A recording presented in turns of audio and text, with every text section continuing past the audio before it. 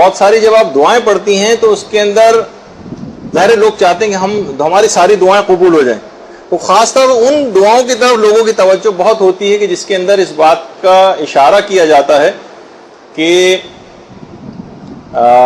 جس میں اسم اعظم، لوگ بہت اٹریکٹ ہوتے ہیں، کیونکہ روایت میں بھی یہ بات آئی کہ جس کے ہاتھ میں بھی اسم اعظم آ جائے، اسم اعظم، اس کے ہاتھ میں کائنات کی ساری طاقتیں آ جاتی ہیں اور وہ مستجاب الدعوات ہو جاتا ہے، اس کی ساری دعائیں قبول ہو جاتی ہیں. دیکھیے اب لوگ یہ سوال اکثر کرتے ہیں کہ اسم اعظم کیا ہے، یہ ہماری سمجھ میں نہیں آتا. روایتوں میں اسم اعظم کا بہت تذکرہ آتا ہے، تو اسم اعظم کیا چیز ہے؟ دیکھیے علماء نے اس پہ بہت بحث کی ہے، کتابیں بھی لکھی ہیں کہ اسم اعظم کیا ہے. جو ان کے نظریات بنتے ہیں ان میں مثلا ایک تو یہ کہ جو اسماء حسنہ ہیں پروردگار کے، یہ اسم اعظم، اور ہر نام کی پروردگار کے الگ ایک تاثیر، ہر نام کی الگ ایک تاثیر.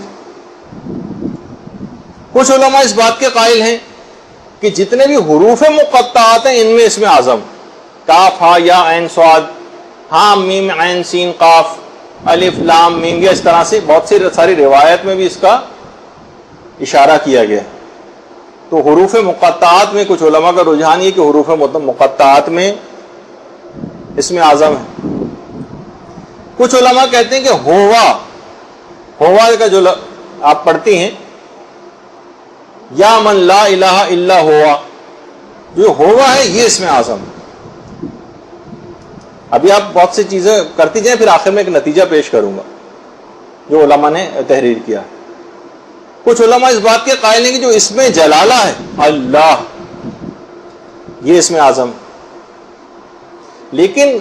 علماء نے تمام اور بھی بہت ساری چیزیں جن کا آگے چل کر تذکرہ ہوگا، زیادہ صحیح قول یہ ہے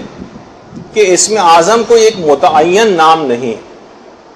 کوئی اسپیسیفک نام نہیں، بلکہ خدا کا ہر اسم بندگان خدا کی حاجت سے جڑا ہوا ہے. اگر پروردگار کے جس نام کو بھی توجہ کاملہ کے ساتھ، انتہائی خلوص کے ساتھ، تمام دنیاوی سہاروں کو رد کرتے ہوئے اور صرف پروردگار کو اس کے اندر انسان اگر پکارے پورے خلوص دل کے ساتھ، تو وہی نام جو وہ پروردگار کا لے رہا ہے وہ اسم اعظم کی تاثیر پیدا کر لیتا ہے، وہ اسم اعظم کی تاثیر پیدا کر لیتا ہے. آیت اللہ ناصر مکارم شیرازی نے باقاعدہ اس بات کو لکھا ہے کہ دعاؤں کی قبولیت کے لیے خدا کے جو اسماء ہیں اور ان کی صفات کا پتہ چلا کر اس کی معنویت اور آثار اپنے اندر پیدا کیے جائیں، یہ زیادہ بہتر چیز ہے بنسبت ہے کہ فقط آپ لفظ کو پکڑ لیں خالی. مثلا انہوں نے بہت ساری مثالیں بھی اس کی دی ہیں کہ مثلا آپ کہتی ہیں کہ جو پروردگار کے جو بہت سارے نام ہیں، جیسے اس کے اندر رحمان اور رحیم نام آتا ہے، کہا کہ اب جو رحمان اور رحیم کی جو الفاظ ہیں ان کے اندر جو خصوصیت پائی جاتی ہے اس کی معنویت انسان اپنے اندر پیدا کر لے. مثلا لوگوں کے اوپر اب رحم دل اور مہربان ہو جائے، جب یہ خصوصیت اپنے اندر پیدا کر لے گا تو وہ خود بخود مستجاب الدعوات ہو جائے گا. اب مثلا جیسے یا سریع الرضا، اے جلد راضی ہو جانے والے، اب بجائے اس کی کہ آپ اس لفظ کا ورد کریں، وہ بھی کریں اپنی جگہ، لیکن اگر اس کی تاثیر اپنے اندر پیدا کرنے، لوگوں کی خطائیں بہت جلدی جلدی معاف کریں، آپ دل میں لے کر نہ بیٹھے رہیں، آپ بھی لوگوں سے جلد راضی ہو جائیں، تو آپ کے اندر ایک خاص معنویت پیدا ہونے شروع ہو جائے گی. مثلا آپ یا غفورو کا ورد کرتی، وہی چیز آپ کے لیے اسم اعظم بنے. اب لوگوں کی خطاؤں کو آپ زیادہ سے زیادہ معاف کریں، آپ بھی تو لوگوں کے لیے غفور بنے. جب یہ معنویت آپ کے اندر پیدا ہو جائے گی، آپ لوگوں کی خطائیں معاف کریں گی، اب خود بخود وہ معنویت پیدا ہونے کی وجہ سے آپ جو دعائیں کریں گے وہ دعا قبول ہو جائے گی، آپ خود مستجاب الدعوات ہو جائیں گے. تو جب ہی علماء یہ بات بیان فرماتے ہیں کہ انبیاء اور ائمہ یا مثلا جو صالحین ہیں یا علماء ہیں، ان کے متعلق جو یہ بات کہی جاتی کہ وہ اسم اعظم سے واقف تھے، اس کا مطلب یہ ہے کہ وہ خدائی اسماء کی جو تجلی ہے اور جو معنویت تھی وہ ان کی سیرت میں جلوہ گر ہو جاتی تھی، اور وہ چیزیں ان کے لیے، وہ نام، وہ جس نام سے بھی پکارتے تھے وہ ان کے لیے اسم اعظم بن جاتا تھا، اور ان کی ساری دعائیں قبول ہو جاتی تھیں، وہ مستجاب الدعوات ہو جاتے تھے. یہی وجہ ہے کہ بہت سے علماء نے اس کا ذکر کیا ہے. بلعم باعور جو تھا جس کا قرآن کے اندر بھی کتے کے حوالے سے کتا کہہ کے جس کو قرآن نے جو ہے وہ اس کا ذکر کیا ہے، اس کے اندر بھی یہ تھی کہ اپنے تقوی اور پرہیزگاری سے ابتدان بلعم باعور نے اتنی اس میں اعظم تک پہنچ گیا تھا، یعنی اس کا مصداق یہی تھا کہ وہ جو دعا کرتا تھا دعا قبول ہو جاتی تھی مستجاب الدعوات تقوی و پرہیزگاری سے. لیکن کیا ہے کہ اس نے ہوا و حوث کی پیروی کرنا شروع کر دی، اور روایات میں جملہ آتا ہے کہ اس نے اسم اعظم بھولا دیا. اسم اعظم بھولا دینے کے معنی یہ ہے کہ اس نے اپنے اندر سے وہ جو صفات، اس کے اندر ایک معنویت اور سیرت کے اندر ایک جھلک پیدا ہو گئی تھی، وہ جھلک کو اس نے دھندلا دیا، وہ چیز ختم کر دی، یہاں تک کہ اس کے اندر وہ معنویت ختم ہو گئی، وہ اسم اعظم کی جو خصوصیات اس کے اندر تھیں اس کے اندر سے نکل گئی. تو فقط الفاظ کے ورد کرنے کو صرف کی حد تک آپ نہ رہ جائیں، مثلا یہ کہ بس ہمیں یہ نام پتہ چل جائے، بس وہ نام کو ہم بیٹھے ہوئے 1000 دفعہ 10,000 دفعہ پڑھتے رہیں اور اس کی معنویت اپنے اندر نہیں پیدا کر رہے ہیں.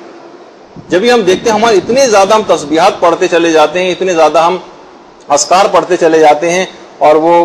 عملیات کی کوئی کتاب مل جاتی ہے تو پورا اس کو گول کے پی جاتے ہیں، لیکن ہماری دعائیں اس کے باوجود بھی قبول نہیں ہوتی. وجہ اس کی یہ ہوتی ہے کہ ہم ان کے اثرات اور معنویت اپنے اندر وہ نورانیت پیدا ہی نہیں کر پاتے، اور بس اپنے جس طرح سے ہم چاہتے ہیں کہ ان دعاؤں کو اور خدا کے اس نام کو معاذ اللہ ثم معاذ اللہ، جس طریقے سے انگوٹھی کا نگینہ رگڑنے سے جن حاضر ہو جاتا ہے نا سارے کام کر دیتے ہیں، ہم اس طرح کا کوئی کام لینا چاہتے ہیں.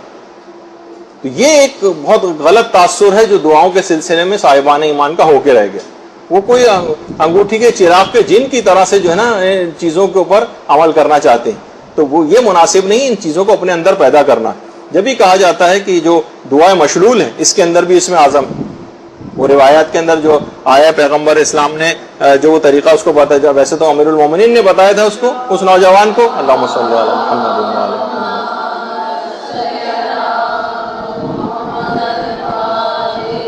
اس گناہگار نوجوان کے جس کا اس گناہ کے نتیجے میں جسم شل ہو گیا تھا اور مفلوج ہو گیا تھا وہ، تو امیر المومنین نے اس کو جو دعا تعلیم کی تو پیغمبر اسلام اس کے خواب میں آئے اور اپنا دست مبارک اس کے جسم پہ رکھا اور کہا کہ اس اسم اعظم کو حفظ کر لے، جو کہ دعائے مشلول کے نام سے آج بھی موجود ہے. تو بہرحال اس کا مطلب ہے کہ دعائے مشلول میں بھی اسم اعظم. اسی طریقے سے آیت الکرسی میں علماء کہتے ہیں اسم اعظم ہے. اسی طرح سے شیخ مفید فرماتے تھے کہ سورہ فاتحہ کے اندر اسم اعظم ہے. علماء فرماتے ہیں بسم اللہ الرحمن الرحیم اس کے اندر اسم اعظم ہے، اور سورہ آل عمران کی جو ابتدائی آیات ہیں ان کے اندر بھی اسم اعظم. لیکن اصل بات وہی ہے، اور کہا جاتا ہے کہ اسم اعظم سمجھیں کہ لحاظ سے 73 حروف ہیں، جن میں سے فقط ایک حرف کا علم تھا آصف برقیہ کے پاس، جو اس ایک حرف کی برکت سے اور اس کی جو معنویت تھی اس کے ذریعے وہ تخت بلقیس کو چشم زدن میں اڑا کے آصف برقیہ لے آیا تھا. اور ہمارے ائمہ معصومین علیہ السلام کے پاس پورا 73 کے 73 حروف کا علم ہے. اللہم صلی اللہ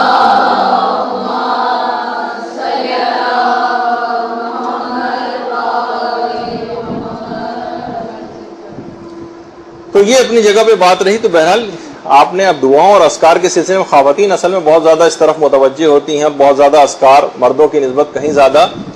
اس طرف مائل ہوتی ہیں. تو ان کے دماغ میں چیز رہے کہ پروردگار کا جو بھی نام آپ لے رہی ہیں وہ صفت کو اپنے اندر پیدا کرنے کی کوشش کریں، لوگوں میں اس کا اظہار کریں، اس کی تجلی اپنی ذات کے اندر پیدا کریں، پھر خود بخود مستجاب الدعوات ہو جائیں گی، اور جو نام بھی آپ پروردگار کا اس وقت لیں گی وہی آپ کے لیے اسم اعظم کا کام دے گا. رحمتک یا ارحم الراحمین وصلی اللہ علی محمد و